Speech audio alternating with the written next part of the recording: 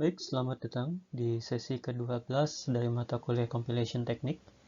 Pada sesi sebelumnya, Anda sudah mempelajari mengenai apa itu top-down parser, dan kita juga sudah membahas satu tipe dari top-down parser, yaitu recursive descent.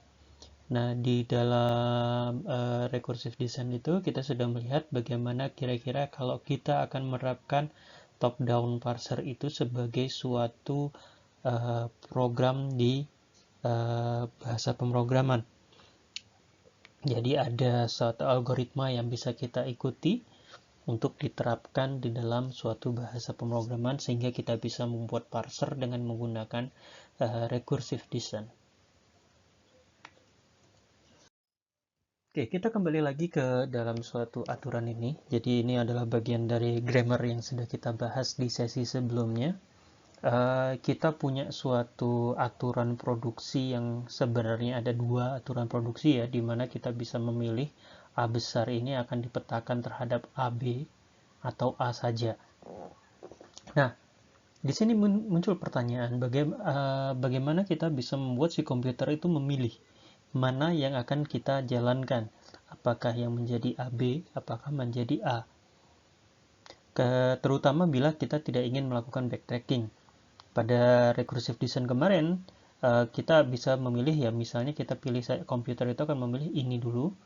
Nanti kalau ternyata hasilnya dari pilihan produksi ini adalah error atau gagal, maka dia akan backtrack untuk memilih aturan produksi selanjutnya. Jika ini juga gagal, maka input tersebut kita sebut invalid, tapi kalau berhasil kita sebut valid. Nah, penggunaan backtrack terkadang itu lebih memakan istilahnya computing power yang lebih besar ketimbang kalau kita tidak menggunakan backtrack. Meskipun secara kode backtrack itu agak lebih mudah diterapkan. Nah, di sini kita muncul situasi bagaimana kalau kita misalnya tidak ingin melakukan backtracking, tetapi kita juga ingin tetap menerapkan parsing dengan menggunakan top-down parser. Nah, di sini kita bisa menggunakan tipe parser lainnya sebagaimana sudah kita bahas di pertemuan sebelumnya, yaitu yang prediktif. Nah, tapi sebelum kita masuk ke prediktif, ada dua fungsi yang harus kita pahami dengan benar. Fungsi ini akan menjadi dasar dari prediktif parsing, baik yang rekursif maupun non-rekursif. Kedua fungsi itu kita sebut sebagai fungsi first dan fungsi follow.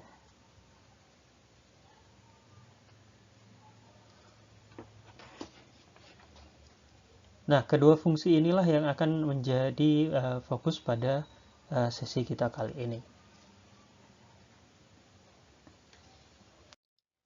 Nah, pertama kita bisa mendefinisikan first.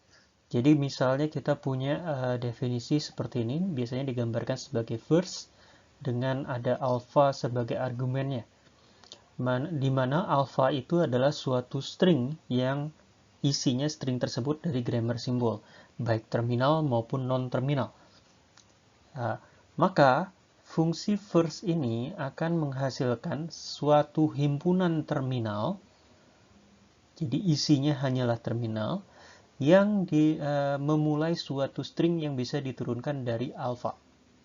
Jadi kalau alpha ini adalah suatu string, katakanlah non-terminal atau terminal simbol, berdasarkan aturan produksi di grammar, dia akan bisa menurunkan suatu string lagi. Nah, awal dari string tersebut itu diawali dengan terminal simbol yang apa. Maka semua terminal simbol yang bisa memulai string tersebut kita sebut sebagai first. Contohnya seperti ini, kita punya grammar yang sudah kita bahas di sesi sebelumnya. Ada non-terminal S dipetakan menjadi C, non-terminal A, dan D. Maka di sini kondisinya, first untuk S adalah, kalau kita lihat ada di sini, adalah himpunan terminal simbol. Di sini terminal simbol ada C, ada A, yang memulai suatu string yang diturunkan dari alpha. Di sini kan alfanya adalah S besar ini. Maka penurunannya stringnya adalah ini, C, A besar, D. Dan dia yang memulai adalah C. Maka di sini kita sebut first dari S adalah C. Jadi nanti kalau misalnya kita punya banyak aturan produksi untuk S, maka kita akan melihat setiap aturan produksi itu apakah diawali oleh suatu terminal simbol atau tidak. Jika iya, maka kita masukkan dia ke dalam fungsi first ini. Nah, contoh lainnya di sini ada A. A memiliki dua aturan simbol, dua aturan produksi, yaitu menjadi AB dan A. Di sini kita lihat ada string A, B, dan string A. String AB itu diawali dengan simbol A. String A diawali dengan A. Maka kita sebut first dari A adalah A. Karena cukup satu ya. Tapi lain cerita kalau misalnya saya sebutnya seperti ini. AB, B. Maka first-nya adalah A dan B. Dari masing-masing aturan produksi. Nah, selanjutnya kita akan mendefinisikan fungsi follow. Kalau kita punya fungsi follow dengan argumen A besar, di mana A besarnya itu merupakan non-terminal A, maka fungsi tersebut merupakan himpunan dari terminal yang bisa muncul di kanannya simbol A bila A ada di suatu bentuk kalimat. Jadi kalau mau disederhanakan, Anda bisa melihat kalau kita punya suatu kalimat stringnya seperti ini, bisa diturunkan menjadi alfa, A besar, A kecil, beta, maka A kecil ini adalah follow, yaitu simbol terminal yang bisa langsung muncul setelah non terminal kita pada saat diturunkan. Jadi contohnya seperti ini, kita punya S yang tadi diturunkan menjadi bisa dipetakan menjadi C, A besar, dan D. Kalau kita ingin mencari follow-nya A, maka kita lihat di dalam bentuk ini. Apa yang paling mungkin muncul setelah A? Ya, kita lihat di sini yang muncul setelah A adalah D. Maka kita masukkan follow A adalah D. Jadi itu adalah suatu ini. Bila kita misalnya punya ada aturan lain, misalnya C, A, C, D, maka di sini yang menjadi follow-nya A di aturan produksi ini adalah C. Sehingga di sini kita bisa tambahkan C, D sebagai follow dari A. Ingat, karena dia himpunan berarti dia harus bisa menerjemahkan semuanya. Jadi itu untuk follow dan first secara definisi. Nah, sekali lagi, bagaimana kita bisa menerjemahkan first dan follow ini ke dalam suatu bahasa programan? Kita butuh aturan yang lebih baku untuk bisa menerjemahkan hal tersebut. Maka kita bisa gunakan aturan ini. Di sini kita punya aturan untuk menentukan first dari suatu string itu seperti apa. Intinya kita punya 3 aturan. Dan kita harus menerapkan aturan ini secara berulang hingga tidak ada terminal atau epsilon yang bisa ditambahkan ke himpunan tersebut. Jadi aturannya adalah pertama seperti ini. Jika suatu X itu adalah terminal simbol, maka first dari X adalah X itu sendiri. Jadi kalau kita punya simbol A, maka first dari A adalah A itu sendiri. Nah, selanjutnya aturan kedua, jika X adalah suatu simbol non-terminal, dan kita punya aturan produksi yang menyatakan X itu diturunkan menjadi Y1, Y2, dan seterusnya. Dengan kata lain, kita punya suatu string yang merupakan turunan dari X. Yang harus kita lakukan adalah kita menambahkan terminal simbol A ke first X jika untuk suatu I, di mana ini dia terdiri Y, Y2 dan segala macam. Kalau A tersebut first di Y I, maka dia juga first di X. Kalau semua Y I-1-nya itu ada epsilonnya. Jadi seperti ini. Kalau misalnya first Y1 dikatakan ada epsilon, dan misalnya A, first Y2 B, maka kita harus menambahkan B ini ke first X.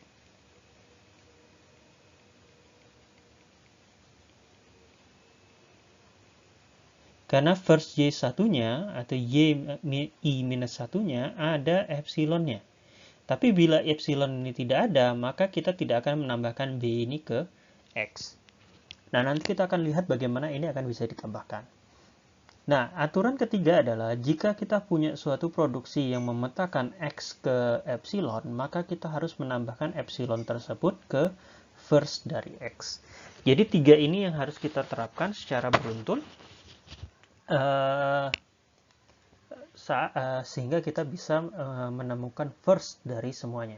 Nah, di sini meskipun kita menunjukkan X ini adalah satu simbol, sebenarnya kita bisa mencari suatu first dari string ya, seperti yang sudah itu kan. Misalnya kita punya A, B, ini kita bisa cari firstnya dengan cara seperti ini.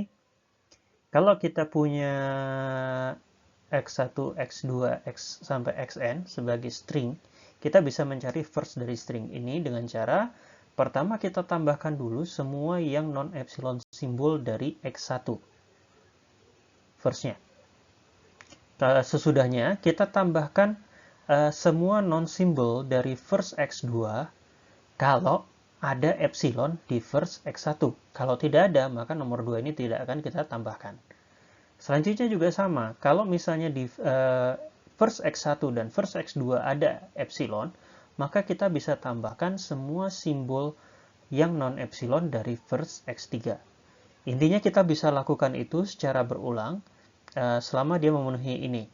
Jika ada epsilon di seluruh first X1 sampai first Xn-1, maka kita akan tambahkan semua simbol dari first Xn. Nah, yang terakhir, kita tambahkan epsilon ke first X1 sampai N kalau misalnya semua X1, first dari X1 sampai Xn ini ada epsilon. Tapi kalau tidak ada, ya kita tidak tambahkan epsilon ke first X1, ke first string ini. Kemudian bagaimana kita bisa menentukan follow? Nah, kalau follow, karena dia cuma menentukan dari satu non-terminal A, kita akan lebih mudah mencarinya. Intinya juga sama, kita harus mengaplikasikan aturan-aturan ini sehingga tidak ada lagi terminal simbol yang bisa kita masukkan ke follow set manapun atau himpunan follow manapun. Jadi aturan pertama adalah yang harus kita lakukan adalah kita menambahkan tanda dolar, di mana tanda dolar ini merupakan N marker khusus untuk input. Jadi tanda dolar ini akan kita masukkan ke follow S, di mana S itu adalah start simbolnya. Kemudian aturan kedua adalah jika kita punya suatu produksi yang bentuknya A, dipetakan menjadi alpha A beta, maka semua yang di first beta, yaitu yang mengikuti A, itu masuk ke follow A, kecuali ini ya, epsilon. Jadi kalau di betanya ada epsilon, ya tidak dimasukkan ke follow A, tapi semua first yang ada di beta, itu masuk ke follow A. Nah, bila kita punya aturan produksi yang bentuknya seperti ini, A dipetakan menjadi alpha B, atau A dipetakan menjadi alpha B beta, di mana first betanya ini ada epsilonnya, maka semua yang di follow A pasti masuk ke follow B. Jadi tandanya ini ya, kalau tidak ada epsilon, maka aturan 3 ini tidak berlaku. Nah, kita akan lihat dengan menggunakan contoh.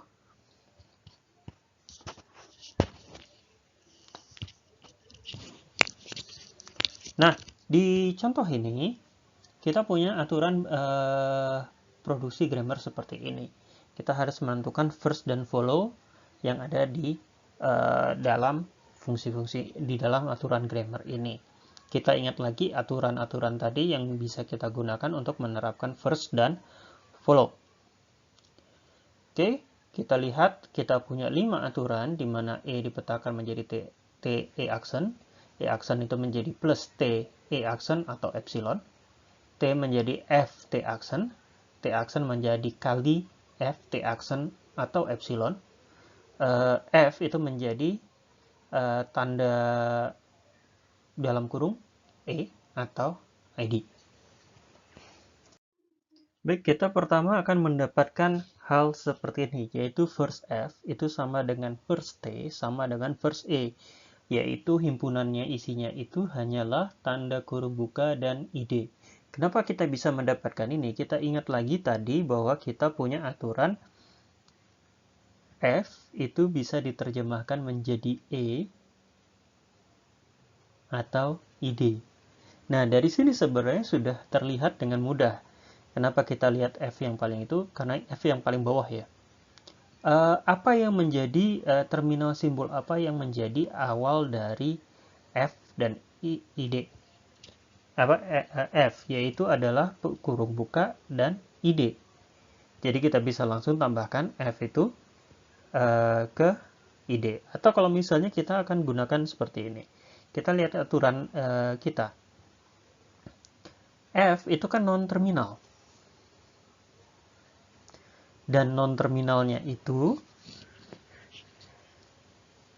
kita bisa F itu kalau kita lihat yang pertama itu bentuknya adalah seperti ini,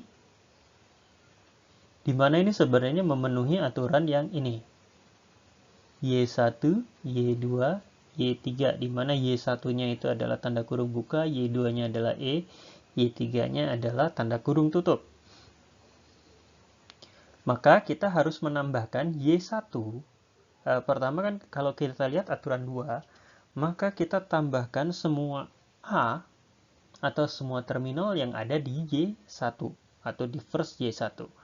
Nah, kita lihat Y1, first dari Y1 itu apa? Kita lihat lagi aturan 1. First dari suatu bilangan terminal seperti ini adalah si terminal itu sendiri. Ya kan? Jadi, maka di sini kalau kita lihat Y1 versi Y1 adalah tanda kurung buka. Maka kita tambahkan tanda kurung buka ke first F.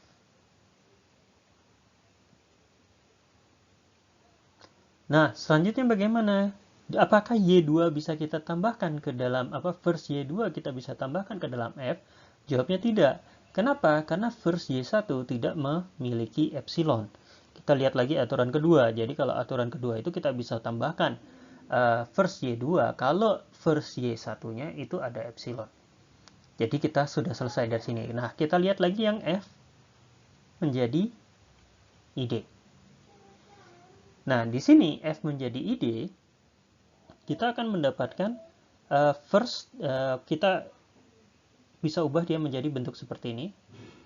X1, Y1, Y1-nya adalah ID. Jadi first dari Y1 itu sama dengan ID. Karena tadi ya aturan aturan pertama kita kalau X adalah suatu terminal, maka first dari terminal tersebut adalah ya simbol terminal itu sendiri. Maka kita bisa tambahkan ID sebagai ini. Jadi kita dapatkan first IF adalah ID. Nah, di sini kita coba kita hapus.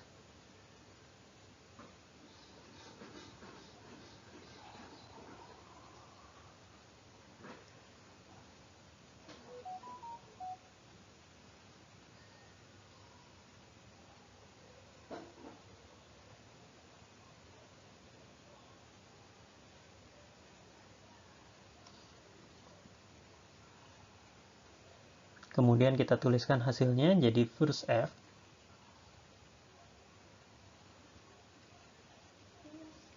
adalah ini, dua tanda ini.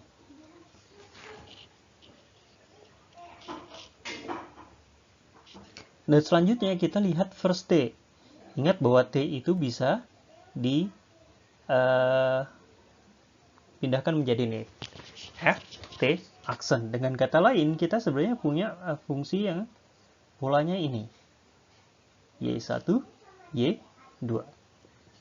Nah, berarti kita akan masukkan first dari Y1 ke first dari X. Dimana kalau kita berarti first X itu kan sama dengan first Y1 untuk saat ini.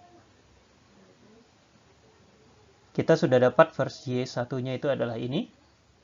Berarti sekarang first dari T adalah tanda kurung buka dan ID.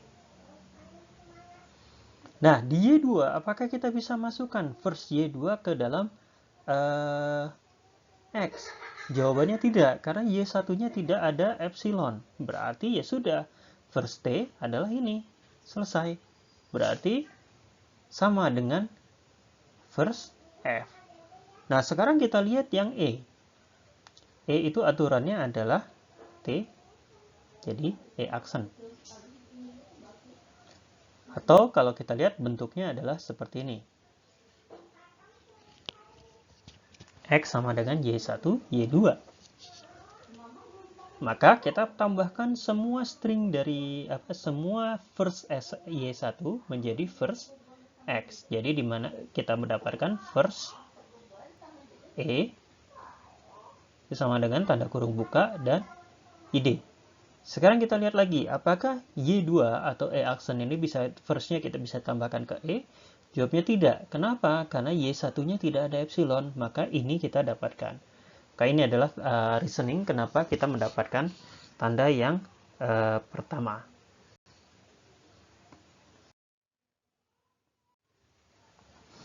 Baik, untuk selanjutnya kita lihat bahwa kita memiliki hasil yaitu first E aksen itu sama dengan tanda plus dan epsilon.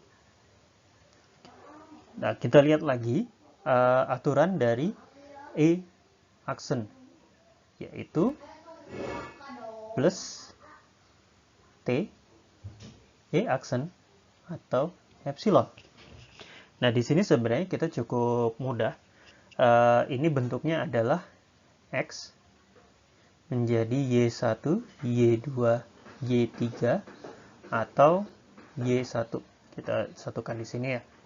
Nah, kita lihat aturan dari nomor 2 adalah kita harus memasukkan semua Y1, first Y1 ke first X. Sekarang first Y1 itu apa? Ya, tanda plus itu sendiri. Kenapa? Karena tanda plus adalah terminal. Ingat lagi aturan pertama bahwa first dari suatu terminal adalah terminal itu sendiri. Berarti kita punya first E aksen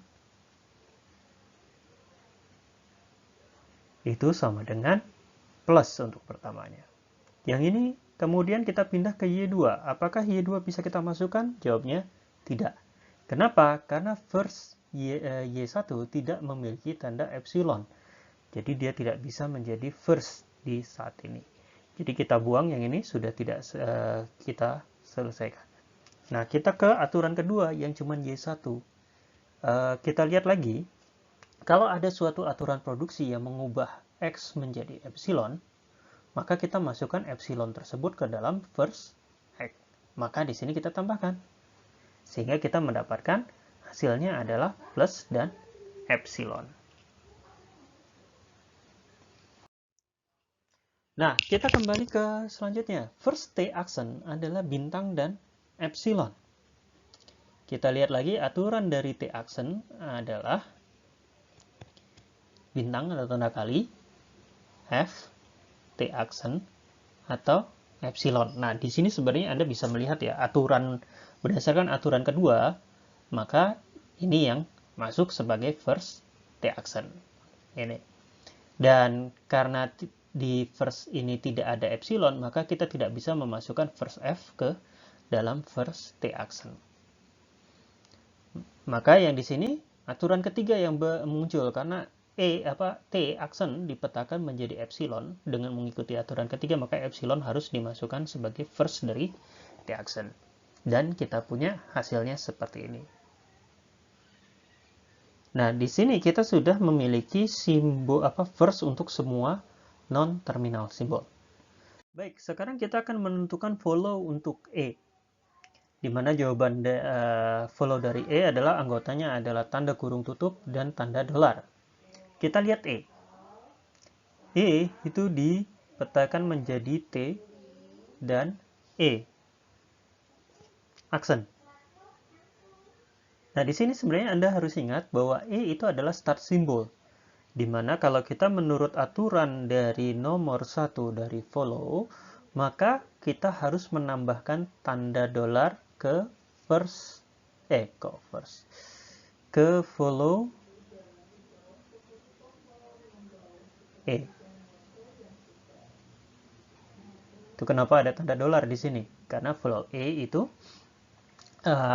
dimasukkan ke sini karena dia sebagai start symbol. Kemudian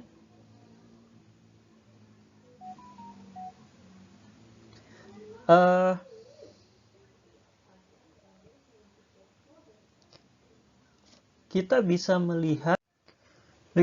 lihat aturan yang lain di mana kita punya aturan produksi adalah F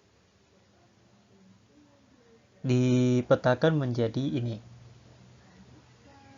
Nah, kita bisa lihat di sini yang mengikuti simbol E atau follow E adalah tanda epsilon.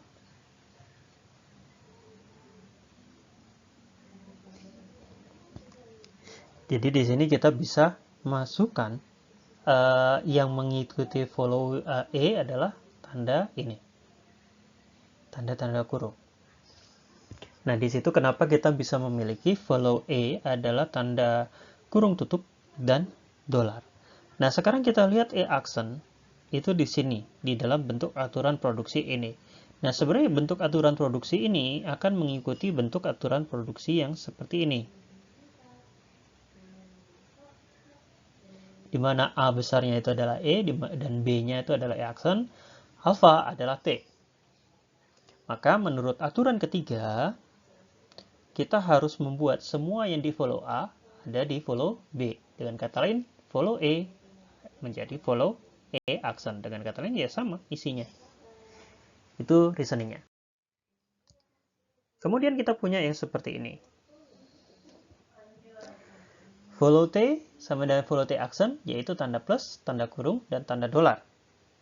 Kita lihat dulu di mana aturan produksi yang melibatkan T yang bisa diikuti. Ada dua aturan produksi di mana kita bisa melihat T. Ada satu, yaitu yang ini. E aksen akan menjadi T, E aksen.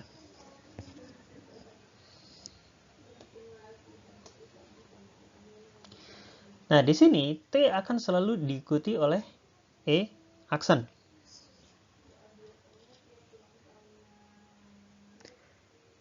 Kemudian, kalau demikian, kita akan lihat bahwa ini sebenarnya aturannya akan mirip dengan ini. A itu dipetakan menjadi alfa, B, beta.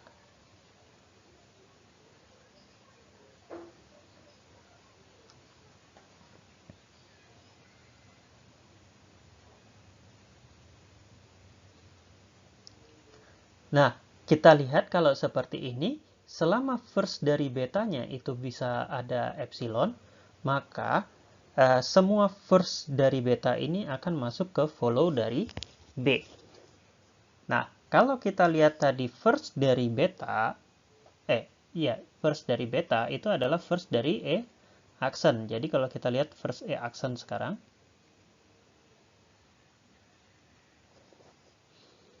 adalah tanda plus dan tanda epsilon. Jadi di sini aturan dari follow, semua yang non epsilon akan kita masukkan ke follow, berarti yang ini plus. Berarti kita masukkan ini ke follow dari T.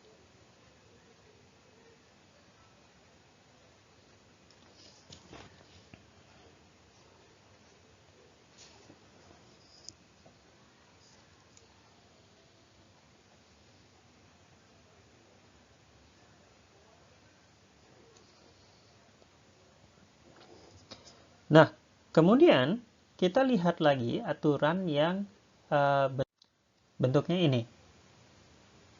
Berdasarkan aturan ketiga, karena di sini T-nya adalah B, A-nya adalah E, maka kita bisa lihat sebutkan bahwa semua dan betanya ada epsilon, maka kita memenuhi aturan ketiga, yaitu di mana semua follow A itu masuk ke follow B. Nah, tadi kita sudah menentukan kalau follow A itu isinya ini, tanda kurung tutup dan dolar, maka kita tambahkan ke sini tanda kurung tutup dan dolar. Ini adalah semua yang di follow T. Nah, follow T action itu kita dapatkan dari ini, aturan produksi T sama dengan FT. Ini mirip dengan aturan produksi A, alfa, B. Dan ini adalah aturan produksi ketiga kita, di mana semua yang di follow A akan dimasukkan ke follow B. Sehingga kita dapatkan ini, follow T sama dengan follow T action, dan sama dengan anggotanya adalah plus, tanda kurung tutup, dan dolar. Nah, yang terakhir kita punya follow S. Nah, follow F, kita lihat F itu muncul di dua aturan produksi, yaitu T sama dengan FT action dan aturan produksi T action sama dengan bintang FT action. Nah, kedua bentuk ini sebenarnya kita bisa lihat sebagai yang pertama, itu bentuknya adalah A menjadi alfa B. Sehingga semua yang di T action akan kita masukkan ke dalam follow F. Ingat lagi, follow T action adalah plus, tanda kurung tutup, dan tanda ini, tanda-tanda seru.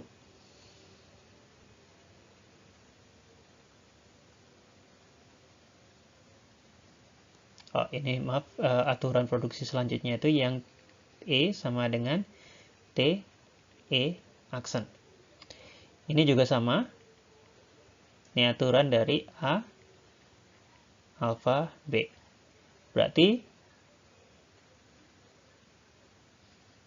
ini aturan yang, maaf, ini aturannya yang A, alfa, B, beta. Ingat bahwa kalau betanya E aksen itu punya epsilon, maka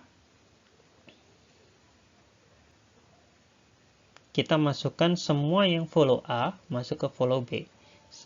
Di sini follow A-nya adalah follow E. Follow E itu adalah tanda kurung dan tanda dolar.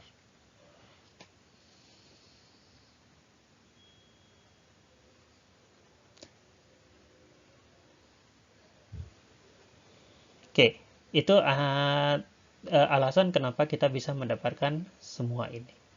Baik, demikian penjelasan untuk force dan follow.